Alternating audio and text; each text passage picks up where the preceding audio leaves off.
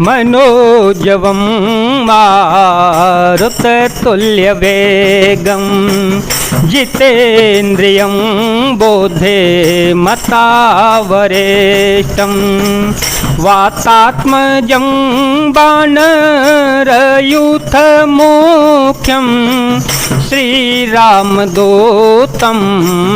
शरणं प्रपद्ये श्रीरामदूतं शरणं प्रपद्ये।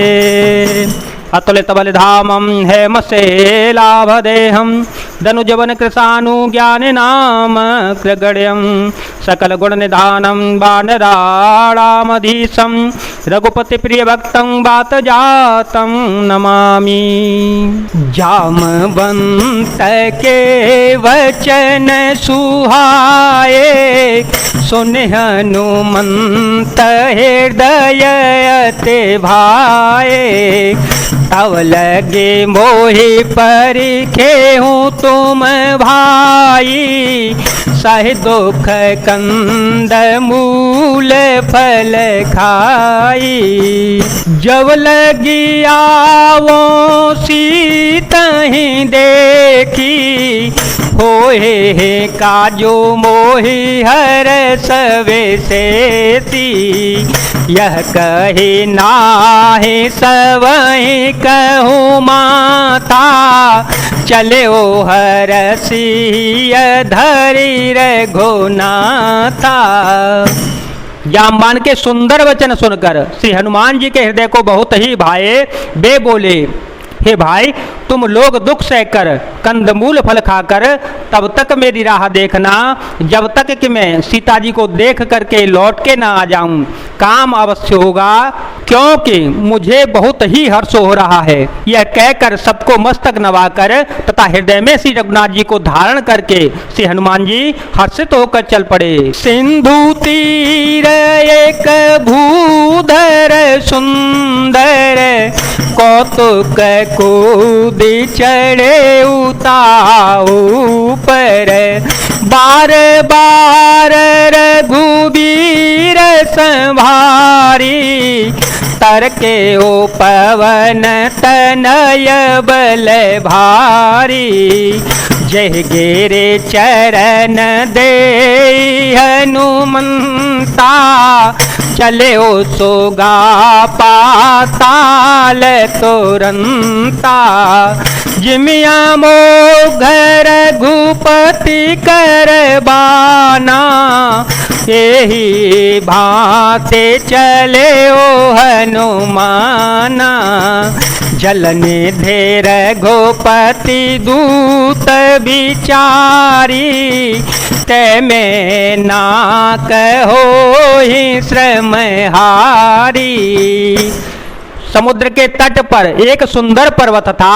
श्री हनुमान जी खेल से ही अनायास ही कूद कर उसके ऊपर जा चढ़े और बार बार श्री रघुवीर जी का स्मरण करके अत्यंत बलवान हनुमान जी उस पर से बड़े वेग से उछले।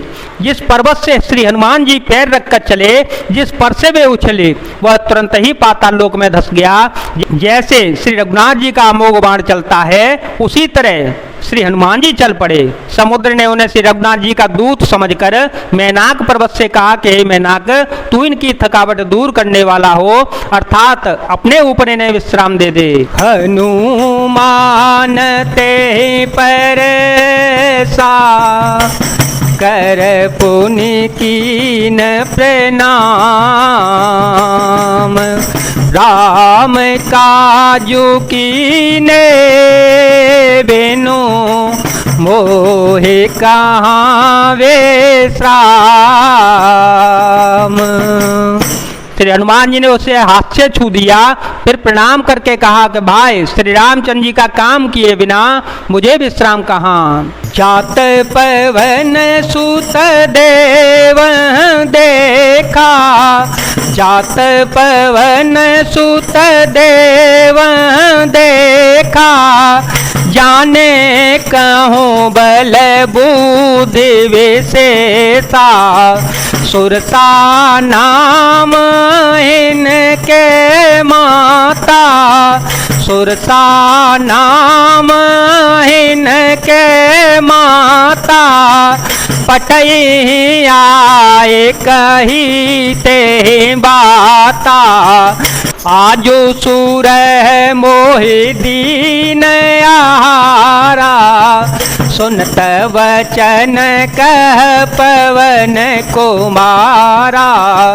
राम का जो करे फिर में आओ, सीता कई सुधि प्रभु सुनावो। देवताओं ने पवन पुत्र श्री हनुमान जी को जाते हुए देखा। उनकी विशेष बल बुद्धि को जानने के लिए परीक्षार्थ उन्होंने सुरसा नामक सर्पों की माता को भेजा। उसने आकर श्री हनुमान जी से यह बात कही, आज देवताओं ने मुझे भोजन दिया है। यह वचन सुनकर पवन कुमार श्री हनुमान जी ने कहा, श्री राम जी का काम करके मैं लौट आऊं और सीता जी की खबर प्रभु को सुना दूं। तब तब बदन पेठी हूँ आई, तब तब बदन पेठी हूँ आई। सत्य कहूँ मोहि जान दे माई, कवने हो जतन दे नहीं जाना, कवने हो जतन दे नहीं जाना। ग्रसति न मोहि कहे ओ हनुमाना, जो जन भरते ही बदनु पसारा। कपतनु की न दो गुण बेसारा, सो रह जो जन मुख ते ही ठयो। तुरत पवन सुत बते सभयो, जस जस सुरसा बदनु बढ़ावा, जस जस सुरसा बदनु बढ़ावा। तासु दून कपि रूप देखावा, सतजो जन ते ही आनन कीना। अति लघु रूप पवन सुतलीना, मंगल भवन मंगल हारी। मंगल भवन मंगल हारी, द्रवहो सो दशरथ अजेर विहारी। द्रवहो सो दशरथ अजेर विहारी। तब मैं आकर तुम्हारे मुंह में घुस जाऊंगा, तुम मुझे खा लेना। हे माता, मैं सत्य कहता हूँ, अभी मुझे जाने दे। जब किसी भी उपाय से उसने जाने नहीं दिया, तब श्री हनुमान जी ने कहा, तो फिर मुझे खा न ले। उसने योजन भर 400 कोस में मुंह फैलाया। तब श्री हनुमान जी ने अपने शरीर को उससे दूना बढ़ा लिया। उसने 16 योजन का मुख किया। श्री हनुमान जी तुरंत ही 32 योजन के हो गए। जैसे जैसे सुरसा मुख का विस्तार बढ़ाती गई, श्री हनुमान जी उसका दूना रूप दिखलाते गए। उसने 100 योजन 400 कोस का मुख किया। तब श्री हनुमान जी ने बहुत ही छोटा रूप धारण कर लिया।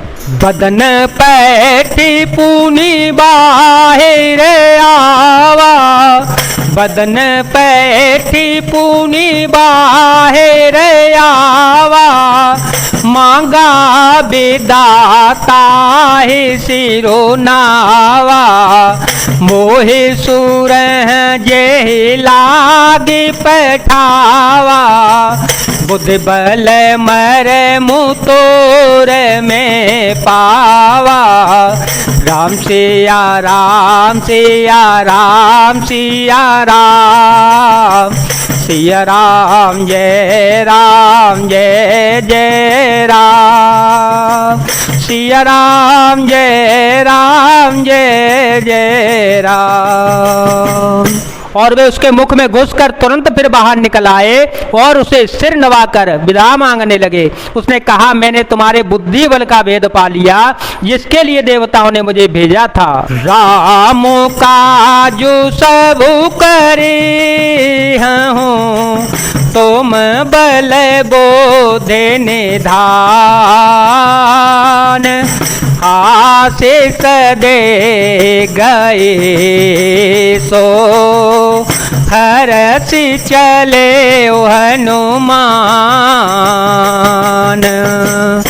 तुम श्री रामचंद्र जी का सब कार्य करोगे क्योंकि तुम बल बुद्धि के भंडार हो। यह आशीर्वाद देकर वह चली गई। तब श्री हनुमान जी हर्षित होकर चल पड़े। जय जय सिया राम, जय वीर हनुमान जी महाराज, जय भोलेनाथ, जय दीनानाथ, जय शिव शंकर।